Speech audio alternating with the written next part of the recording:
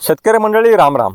आपल्या हरभरा पिकाला दुसरी फवारणी आपण केव्हा करावी, का करावी आणि कुठले घटक कुठले कंटेंट या फवारणीमध्ये आपण घेतले पाहिजे जेणेकरून अळीमुक्त आपला हरभरा राहिला पाहिजे, आपल्या हरभरा पिकांना चांगली वाढ झाली पाहिजे, चांगले फुटवे काढले पाहिजे.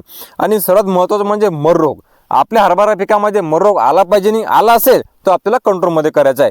हे सविस्तर माहिती आपण व्हिडिओमध्ये पाहणार आहे आणि अतिशय कमी खर्चामध्ये हे दुसरी फवारणी आपल्या हरभरा पिकाला आपण करून घेणार आहे.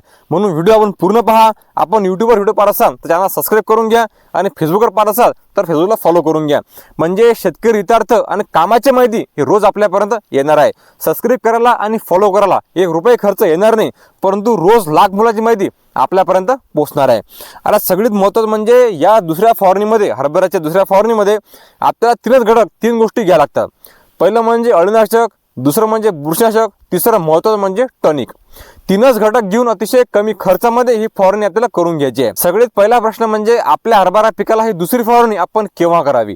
ज्यावेळेस आपण आपल्या हरभरा पिकाला पहिली फवारणी घेतली असेल त्याच्या 15 ते 20 दिवसानंतर आपल्याला दुसरी फवारणी जे ते करून घ्यायला पाहिजे. आपला जो पहिला औषध, पहिला घटक आहे ते म्हणजे इमॅक्टिन बेंझोएट 5%. कारण हरभऱ्याच्या सुरुवातीच्या काळामध्ये जास्त अळी नसते, म्हणून आपल्याला हा घटक घ्यायचा आहे 10 ग्रॅमना प्रति पंपाला. लहान आणि मोठ्या अळीचा खात्मा चांगल्या पद्धतीने हा घटक त्या ठिकाणी करते आणि कमी खर्चामध्ये मार्केटमध्ये उपलब्ध आहे. दुसरं महत्त्वाचं म्हणजे बुरशीनाशक. शेतकरी बंधूंनो, जर आपल्या हरभरा पिकावर मर रोग असेल किंवा कमी असेल तर आपण रेडोमिल गोल्ड घ्या 40 ग्रॅमनं किंवा रोको घ्या 40 ग्रॅमनं. दोनपैकी कुठले आपण एक घ्या जर मर रोग कमी असेल तर. आपल्या हरभरा पिकामध्ये जर मर रोग जास्त असेल, वाढत असेल तर आपण मग एलेट घ्या 30 ते 35 ग्रॅमनं. हे थोडंसं महागात जाईल, परंतु चांगल्या पद्धतीने रिझल्ट हे मर रोगावर देते.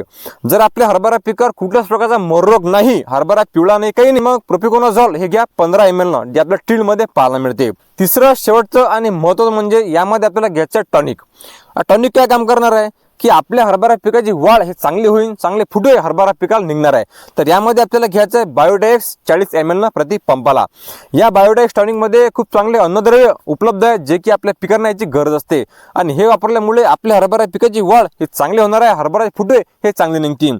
किंवा या अवस्थेमध्ये आपण 12-61 हे जे विद्राव्य खत आहे हे आपण घेऊ शकता 80 ग्रॅमनं. आपण एकदा बायोडेक्स टॉनिक घ्या 40 ml किंवा 12-61 हे खत. दोनपैकी एकच घ्या, दोन घ्यायची काही आवश्यकता नाही आहे. जास्त खर्च आपल्याला करायचा नाही आहे. कमी खर्चामध्ये रेकॉर्ड उत्पादन हरभऱ्याचं यावर्षी आपल्याला घ्यायचं आहे. शेतकरी बंधूंनो, हे तीनच घटक म्हणजे अळीनाशक, बुरशीनाशक आणि टॉनिक हे तीनच घटक घेऊन आपल्या हरभरा पिकाला दुसरी फवारणी जे ते आपल्याला करून घ्यायची. अर्थ शेतकऱ्यांना योग्य माहिती मिळावी, कामाची माहिती मिळावी हाच आपला प्रामाणिक प्रयत्न आहे. कारण ज्यावेळेस शेतकरी औषधच्या दुकानात जातो त्यावेळेस कंपनीवाले एजंट शेतकऱ्याच्या मस्तकी 1-2 गुट शिल्लक त्या ठिकाणी मारून जातात.